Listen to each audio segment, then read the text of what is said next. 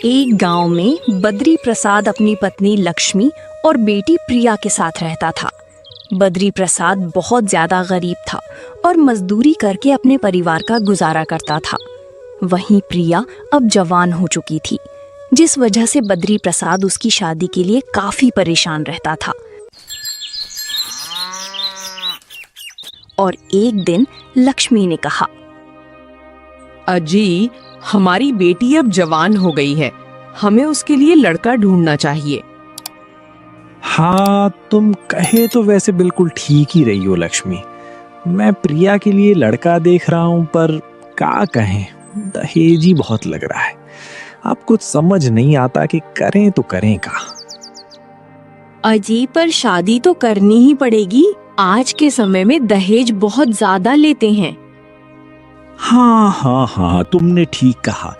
पर चलो, तुम चिंता ना करो, हम दहेज का भी इंतजाम कहीं ना कहीं से कर ही लेंगे। इसके बाद बद्री प्रसाद वहां से मजदूरी करने चला गया। वहीं प्रिया खाना बना रही थी। तभी उसकी माँ ने कहा, अरे बेटी प्रिया, मैं थोड़ा गांव में घूमने जा रही हूँ, तब तक तुम घर का सारा काम कर लेना। हाँ हाँ, आप गांव में घूम आइए, मैं तब तक सारा काम कर लेती हूँ। ये सुनकर लक्ष्मी वहां से चली गई। घर से आने के बाद वो गांव में इधर उधर घूमने लगी।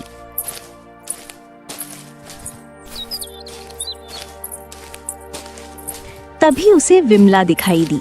विमला ने जब लक्ष्मी को देखा तो कहा, अरे लक्ष्मी, कहाँ घूम रही हो गांव में? अरे कहीं नहीं बहन, बस ऐसे ही। तुम बताओ, तुम कहाँ जा रही हो? अरे मैं तो बाजार जा रही थी सामान लेने के लिए। वैसे तुम्हारी बेटी अब शादी लायक हो गई है, तो तुम्हें अपनी बेटी की शादी करनी चाहिए। हाँ हाँ, तुम सही कह रही हो, पर उसके लिए कोई लड़का नहीं मिल रहा है। अरे लड़का नहीं मिल रहा, मुझे बता दिया होता। मेरी जान पहचान में एक बहुत अच्छा लड़का है। अच्छा, ऐसी बात है तो तुम मुझे बता दो, तो मैं अपने पति से इस बारे में बात करूंगी। इसके बाद विमला ने लक्ष्मी को लड़के के बारे में बताया, जिसे सुनकर लक्ष्मी काफी खुश हुई, क्योंकि इकलौता लड़का था। इसके बाद वो घर लौट आई।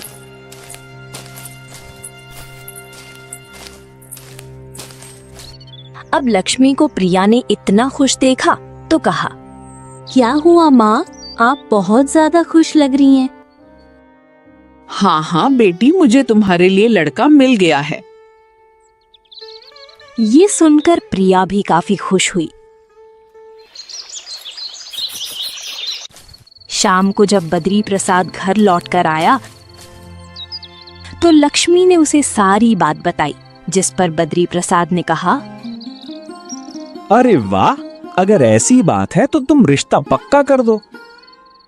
अजी, रिश्ता तो पक्का हो जाएगा, पर दहेज के लिए पैसे कहाँ से आएंगे? अरे तुम काहे चिंता कर रही हो, हमने सब कुछ सोच लिया है। जमींदार जी से पैसे उधार ले लेंगे, बाद में चुका देंगे। अजीब, जमींदार जी पैसे उधार देंगे क्या? अरे काहे नहीं देंगे, मैं बात करके देखूंगा, जरूर दे देंगे, तुम चिंता ना करो। इसके बाद लक्ष्मी ने विमला से शादी की बात की और फिर रिश्ता पक्का हो गया। अब बद्री प्रसाद के घर शादियों की तैयारी चल रही थी और बद्री प्रसाद ने लक्ष्मी से कहा, सुनो लक्ष्मी, जमींदार जी के घर जा रहा हूँ। हाँ हाँ, आप जाइए। इसके बाद बद्री प्रसाद जमींदार के घर आ गया।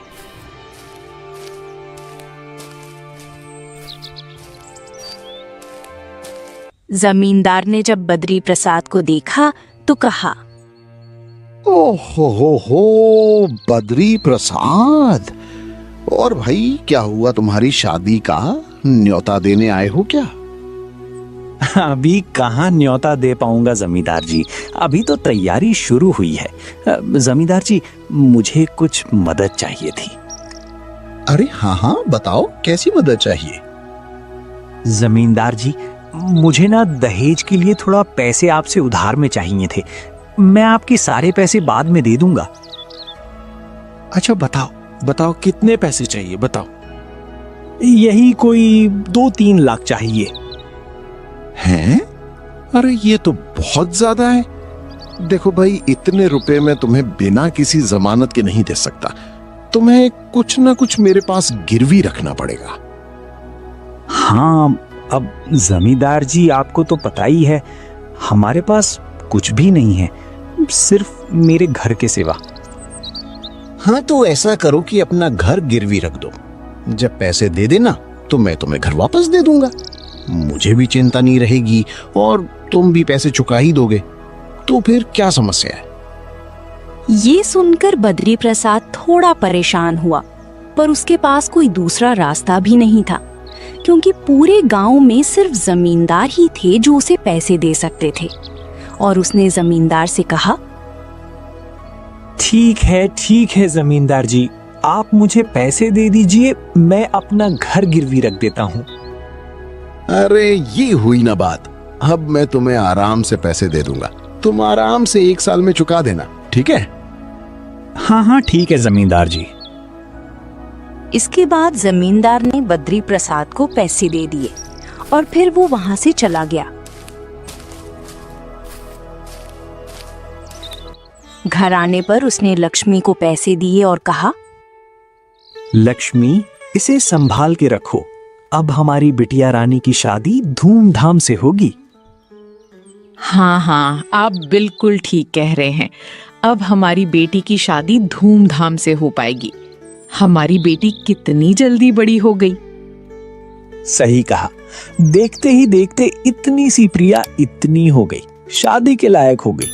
और देखो, कुछ दिनों बाद वो हमें छोड़कर भी चली जाएगी। आप ऐसा क्यों कह रहे हैं? लड़कियां तो पराई ही होती हैं। हाँ, पर मैंने कभी भी उसे लड़कों से कम नहीं समझा। वो हमेशा मेरे लिए मेरी जान से प्यारी रहेगी। ये सुनकर लक्ष्मी की भी आंखें भर आईं। इसके बाद बद्री प्रसाद ने अपनी बेटी प्रिया की शादी खूब धूमधाम से की। प्रिया की शादी होने के बाद अब वो लोग आराम से रहने लगे।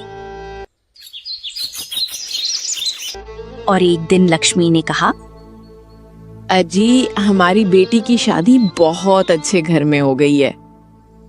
हाँ, तुमने बिल्कुल ठीक कहा। अब ये सब तो भगवान की मेहरबानी है। अब बस कोई ऐसा काम मिल जाए जिससे मैं जमींदार जी के पैसे लौटा सकूं। अजी, पैसे तो बहुत ज्यादा हैं। आप 3 लाख कहाँ से लाएंगे? ओहो, तुम बहुत ही ज्यादा चिंता करती हो। अगर काम करूंगा तो सब कुछ ठीक हो जाएगा। हाँ, चिंता ना करो। धीरे धीरे समय गुजर रहा था। समय के साथ 1 साल कब हो गई पता ही नहीं लगा। और एक दिन जमींदार बद्री प्रसाद से पैसे मांगने आया। ए बद्री प्रसाद, अरे बद्री प्रसाद, अरे बद्री प्रसाद भाई, घर पर हो या कहीं चले गए? ए बद्री प्रसाद।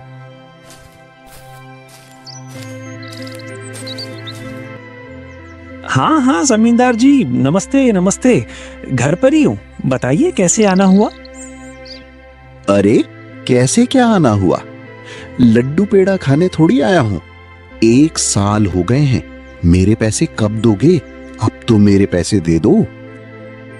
जमींदार जी, माफ कीजिएगा, लेकिन पैसों का इंतजाम हो नहीं पाया।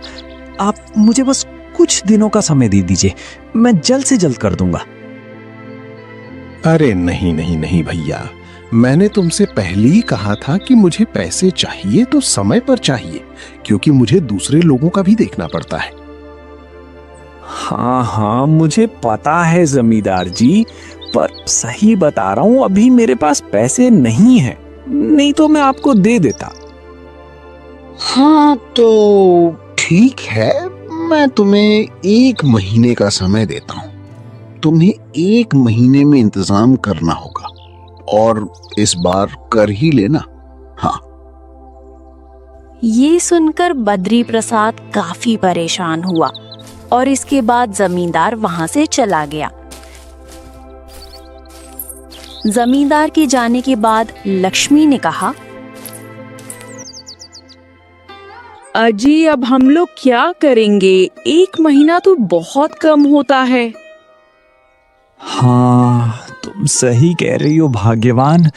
अरे ये 1 महीना तो इतना सारा पैसा इंतजाम करने के लिए बहुत ही कम होता है। क्या करूं क्या करूं?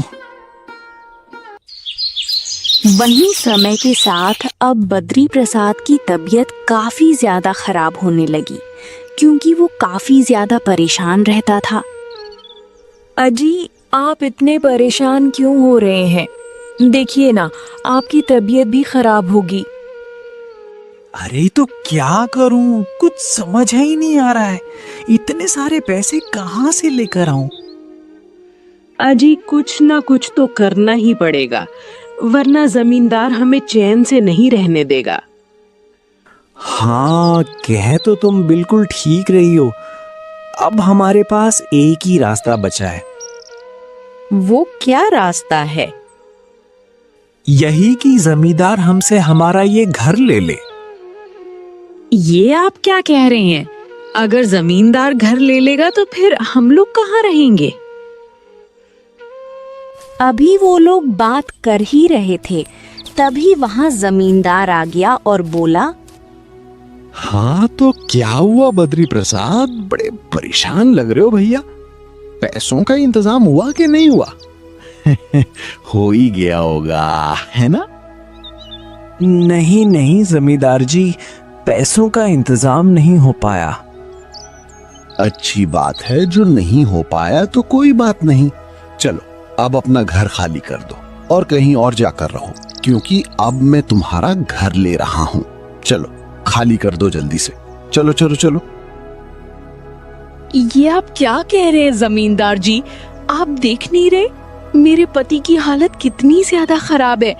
अगर आप हमारा घर ले लेंगे तो फिर हम लोग कहाँ रहेंगे? अब ये तुम्हारी समस्या है कि तुम कहाँ रहोगे। मैंने किसी का ठेका नहीं ले रखा है, मैं सिर्फ पैसा देता हूँ और पैसे लेता हूँ। मुझे कुछ नहीं पता, समझी? बात करते हो। अरे देख क्या रहे हो? चलो निकलो यहाँ से, निकलो इस घर से, चलो। ये सुनकर वो लोग काफी ज्यादा दुखी हुए और बद्री प्रसाद ने कहा, हाँ, हमें ये घर छोड़ना ही पड़ेगा लक्ष्मी, क्योंकि मैंने जमींदार जी के पास में घर गिरवी रख दिया था पैसे लेने के बदले में। चलो चलो चलो। ये सुनकर लक्ष्मी भी काफी दुखी हुई और इसके बाद उन्होंने घर को छोड़ दिया और वो लोग गांव में इधर उधर भटकने लगे। उन्हें इस तरह देखकर गांव वाले भी काफी हैरान थे। तभी उन्हें गांव का सुरेश मिला और बोला, हे भैया, जब तुम्हारे पास पैसे नहीं थे तो अपनी बिटिया रानी की शादी इतने अच्छे घर में काहे कर दी? किसी गरीब के घर में कर देते तो वो दहेज भी ना मांगता। अरे नहीं नहीं भैया, मेरी इकलौती बेटी थी, उसकी शादी मैं गरीब घर में कैसे कर देता? और वैसे भी गरीब घर में करते तब भी दहेज तो देना ही पड़ता ना। आज के समय में सब दहेज लेते हैं, चाहे गरीब हो चाहे अमीर। हाँ वैसे ये बात तो है भैया, लेकिन पर इतना नहीं लेते ना जितना कि तुमने जमींदार जी से पैसे उधार लेकर दिए हैं। अब देखा ना, जमींदार ने तो तुम्हें तुम्हारे ही घर से बाहर निकाल दिया। अरे कहीं भी चले जाएंगे, जहां भगवान ले जाएगा वहां चले जाएंगे, पर हाँ, हम किसी पर बोझ नहीं बनेंगे। ये सुनकर सुरेश ने कुछ नहीं कहा और वो वहां से चला गया। जिस पर लक्ष्मी ने कहा, अजी अब हम कहाँ जाएंगे? आपकी भी तबीयत खराब है। अरे तुम मेरी चिंता मत करो, ऐसा करते हैं कि चलो हम लोग जंगल चलते हैं। चलो आ जाओ आ जाओ आ जाओ। जंगल जाकर क्या करेंगे? वहां पर तो जंगली जानवर होंगे। मुझे पता है लक्ष्मी, पर हमारे पास और दूसरा कोई रास्ता भी तो नहीं है। जंगल में जाकर कहीं ना कहीं गुजारा कर लेंगे। चलो आ जाओ। इसके बाद वो लोग जंगल की तरफ चले आए।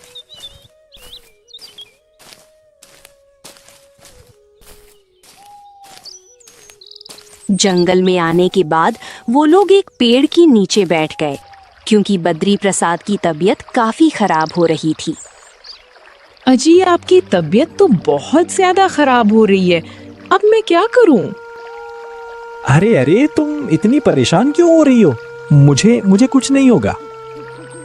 हाँ, अरे कैसे नहीं होगा? आपकी तबीयत बिगड़ती जा रही है। यहाँ कोई है भी नहीं जो हमारी मदद करे। तभी वहां पर एक साधु आया। साधु ने जब उन दोनों को इतना परेशान देखा तो कहा, हरिओम हरिओम हरिओम। क्या हो गया इन्हें? मेरे पति की तबीयत बहुत ज्यादा खराब है। साधु महाराज, मदद कीजिए। साधु ने बद्री प्रसाद की तरफ देखा तो उसकी तबीयत काफी खराब थी।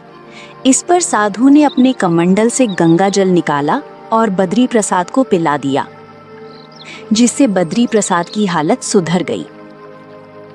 हाँ, ये कैसे हुआ साधु महाराज? ये तो चमत्कार हो गया। ये सब मेरी शक्तियों का कमाल है बेटा। वैसे तुम लोग जंगल में क्या कर रहे हो?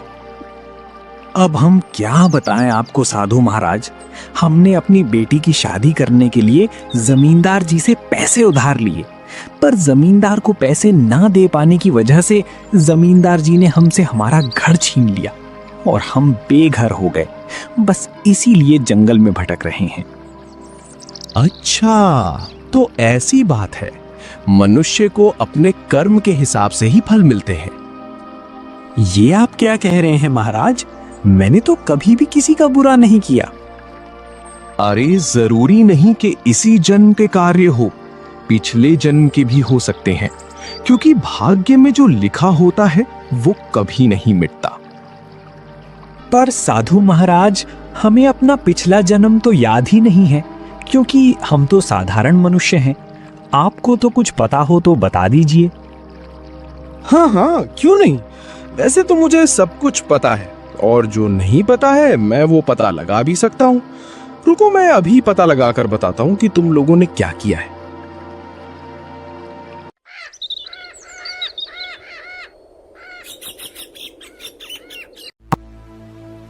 ये कहकर साधु उसी पेड़ के नीचे बैठ गया और ध्यान मग्न हो गया। कुछ देर बाद उसने आंखें खोली और कहा,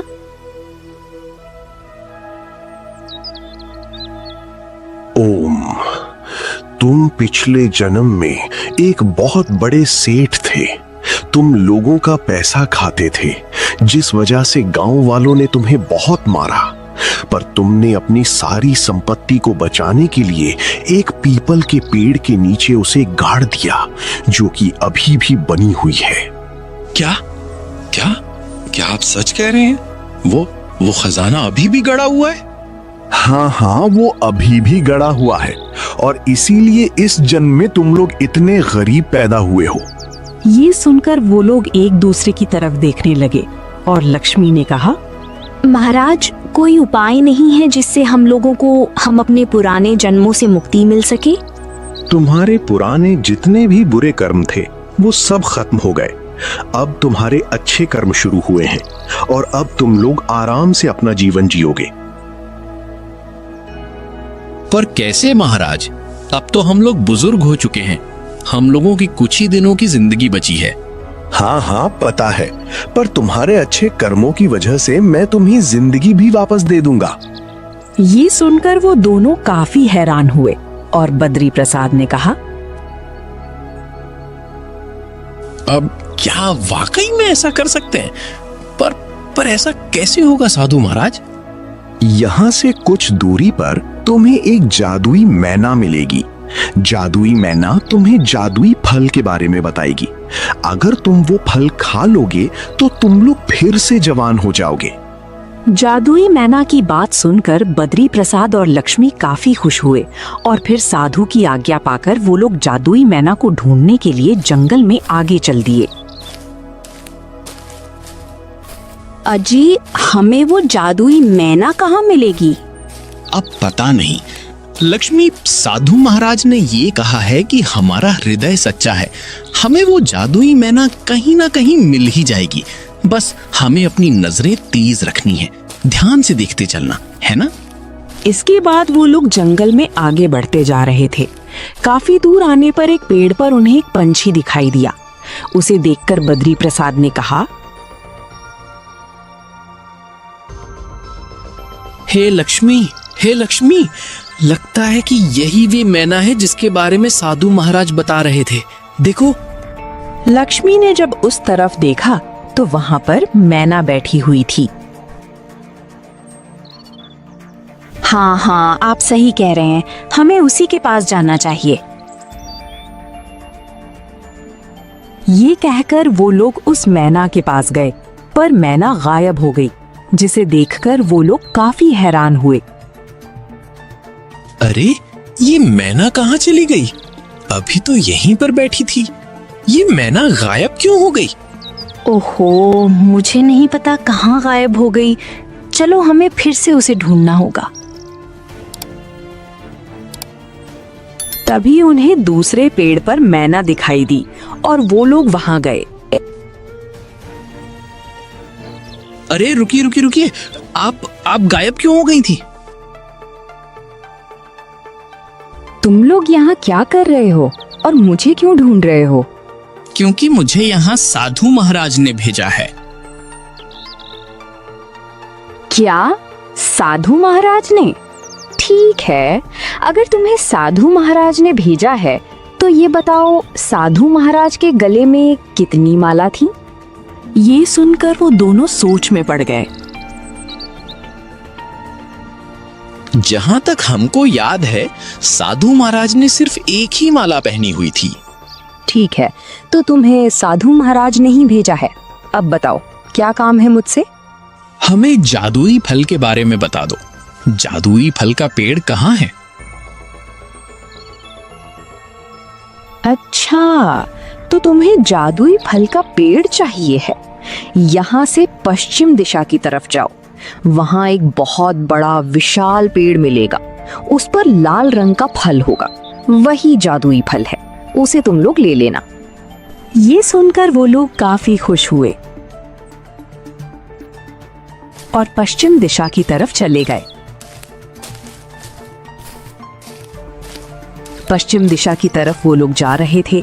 काफी दूर आने पर बद्री प्रसाद ने कहा,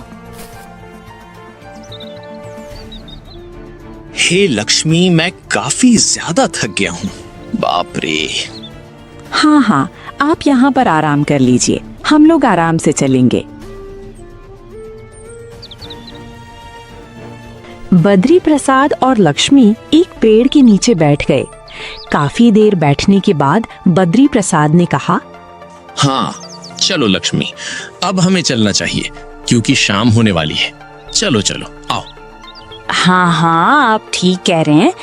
हाँ, देखते हैं क्या होता है, पर मुझे नहीं लगता कि ऐसा कोई पेड़ होगा, क्योंकि साधु महाराज वो काम बता रहे हैं जो नामुमकिन है। भाई अजी, आप ऐसा क्यों कह रही हैं? वो साधु हैं, उन्हें सब कुछ पता है। इसके बाद वो लोग फिर आगे चल दिए। काफी दूर आने पर अचानक से उन्हें एक बड़ा सा पेड़ दिखाई दिया।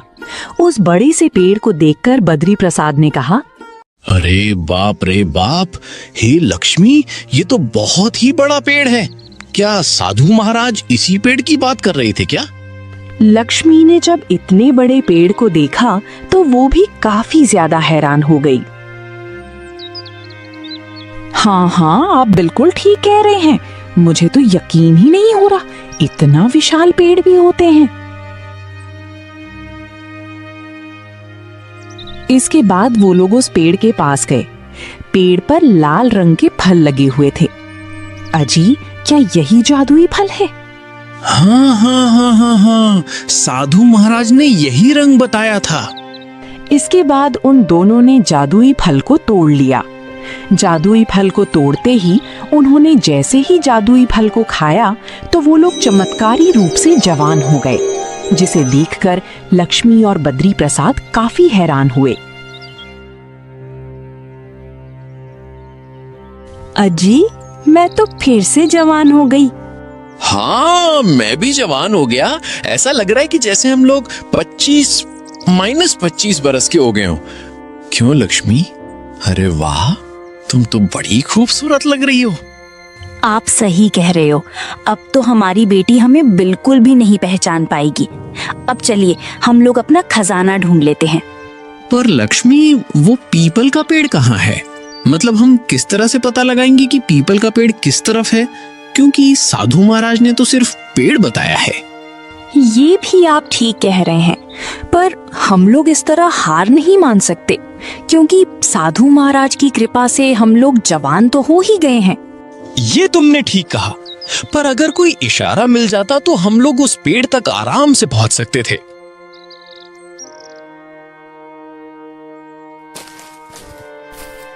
तभी वहां पर एक सुनहरे रंग का हिरण आया।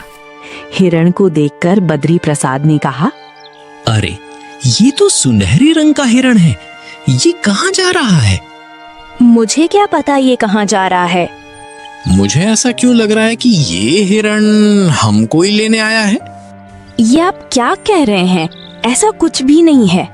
अरे तो लक्ष्मी, इसके पीछे जाने में हर्ज क्या है? चलो हम लोग इसके पीछे ही चलते हैं। अरे चलो चलो चलो, आ जाओ आ जाओ आ जाओ।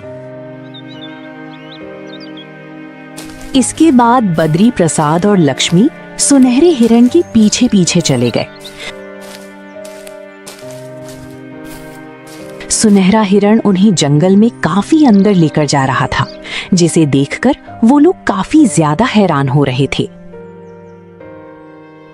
अजी, ये हमें इतने अंदर कहाँ लेकर जा रहा है? लक्ष्मी, साधु महाराज ने बताया था कि हम लोगों ने पिछले जन्म में जंगल के अंदर ही खजाना छिपाया था। ये हमें जरूर वहीं लेकर जा रहा होगा। चलो आ जाए।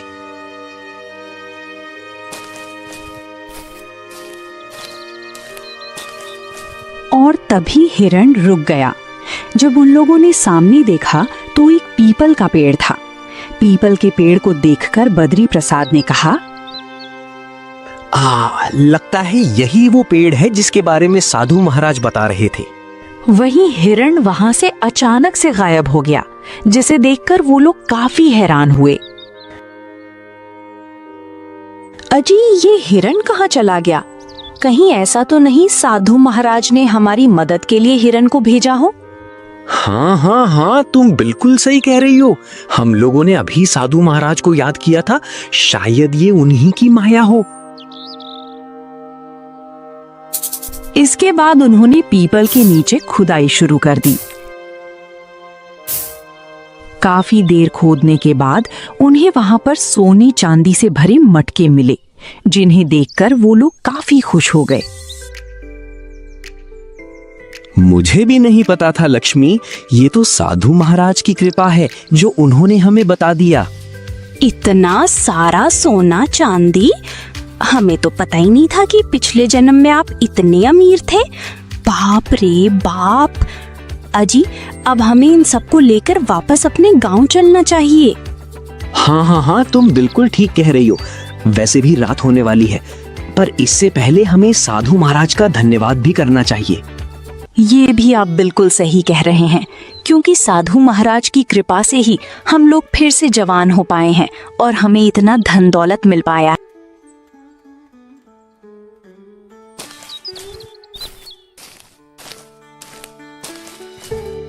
इसके बाद वो लोग साधु के पास आ गए। साधु ने जब उन दोनों को देखा तो हैरानी से कहा, अरे तुम दोनों कौन हो? प्रणाम साधु महाराज, आपने हमें पहचाना नहीं। हम वही हैं जिसे आपने जादुई फल के बारे में बताया था।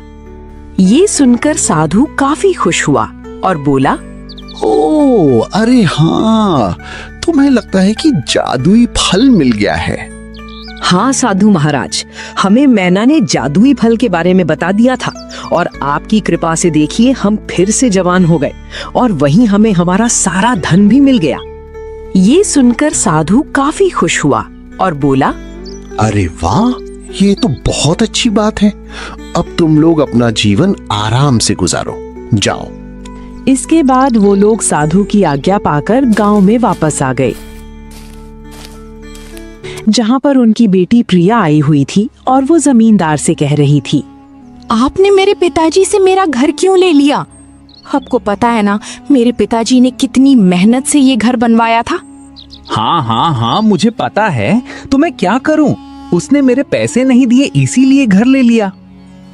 ये सुनकर प्रिया काफी ज्यादा दुखी हुई और बोली, हे भगवान, मुझे नहीं पता था मेरे माता पिता मेरी शादी करने के लिए इतना दुख उठा रहे हैं। अगर मुझे पता होता तो मैं कभी भी शादी नहीं करती। अच्छा, तो क्या बद्री प्रसाद ने तुझे बताया नहीं था क्या? नहीं नहीं, उन्होंने मुझे कुछ नहीं बताया था। पता नहीं वो लोग कहाँ पर होंगे। वहीं मेरे पिताजी तो अभी बीमार भी थे। ये कहकर प्रिया जोर से रोने लगी। तभी वहां पर बद्री प्रसाद और लक्ष्मी आ गए। उन्होंने जब अपनी बेटी को देखा तो काफी खुश हुए। अरे बेटी, तुम क्यों रो रही हो? वहीं जब प्रिया ने उन दोनों को देखा तो वो थोड़ी हैरान हुई और बोली, आप लोग कौन हैं और आप मुझे बेटी क्यों कह रही हैं? अरे बेटी, मैं तेरी माँ लक्ष्मी हूँ। ये सुनकर प्रिया और जमींदार काफी ज्यादा हैरान हुए, क्योंकि लक्ष्मी और बद्री प्रसाद बूढ़े थे, फिर ये कुछ जवान कैसे हो गए? अरे पर तुम लोग तो जवान हो, मेरे माता पिता तो बूढ़े थे, ये कैसे हो सकता है? अरे बेटी, हम ही तुम्हारे माता पिता हैं। ये सब साधु महाराज की कृपा से हुआ है। क्या साधु महाराज की कृपा से? हम कुछ समझी नहीं बद्री प्रसाद, ये तुम क्या कह रहे हो? इसके बाद बद्री प्रसाद ने उन्हें सारी बात बताई, जिसे सुनकर जमींदार और प्रिया काफी ज्यादा हैरान हो गए। क्या आप सच कह रहे हैं पिताजी? मुझे तो यकीन ही नहीं हो रहा, आप फिर से जवान हो गए। और बस इसी के साथ अब हम लोग अमीर हो गए हैं। हाँ हाँ जमींदार जी, ये लीजिए आपके पैसे। चलिए अब हमारा घर खाली करिए। ये कहकर बद्री प्रसाद ने जमींदार को पैसे दे दिए। पैसों को देखकर जमींदार ने कहा, ठीक है, तुमने मुझे पैसे दे दिए हैं, अब तुम अपना घर ले लो। हाँ हाँ। ये सुनकर बद्री प्रसाद और लक्ष्मी काफी खुश हुए। अजी, अब हमें हमारा घर वापस मिल गया है। हाँ हाँ, तुम बिल्कुल सही कह रही हो। चलो प्रिया, हम लोग अपने घर के अंदर चलते हैं। आओ बेटा, आ जाओ आ जाओ। इसके बाद वो लोग घर के अंदर आ गए। घर के अंदर आने पर बद्री प्रसाद ने प्रिया से कहा, बेटी, हमें तुम्हें कुछ बताना है। हाँ हाँ पिताजी, बताइए। बेटा, हम तुम्हें जादुई फल के बारे में बता रहे हैं। तुम कभी भी इसका जिक्र किसी से भी मत करना, क्योंकि फिर लोग इसका दुरुपयोग करेंगे। ठीक है पिताजी, हम इसका जिक्र किसी से भी नहीं करेंगे। इसके बाद बद्री प्रसाद ने प्रिया को जादुई पेड़ के बारे में बताया और कहा, अगर तुम्हें कभी भी जरूरत पड़े तो तुम वहां जा सकती हो, और हमारे मरने के बाद सिर्फ और सिर्फ तुम्हें ही इस रहस्य के बारे में पता होगा। आप चिंता मत कीजिए पिताजी, मैं इस बारे में किसी को भी नहीं बताऊंगी। अच्छी बात है, पर एक बात और ध्यान रखना, भाग्य से बड़ा कुछ नहीं होता। हमारे भाग्य में जो होता है हमें वो मिलकर ही रहता है, इसीलिए हमेशा अपने भाग्य पर भरोसा करना है ना बेटा। ये सुनकर प्रिया काफी ज्यादा खुश हुई, और फिर जब प्रिया अपने ससुराल गई तो बद्री प्रसाद और लक्ष्मी ने उसे बहुत सारा धन देकर विदा किया, जिससे प्रिया काफी ज्यादा खुश थी। वहीं अब वो लोग अपना जीवन आराम से गुजार रहे थे, क्योंकि अब वो लोग भी गांव में जमींदार जितने ही अमीर हो गए थे और आराम से रह रहे थे।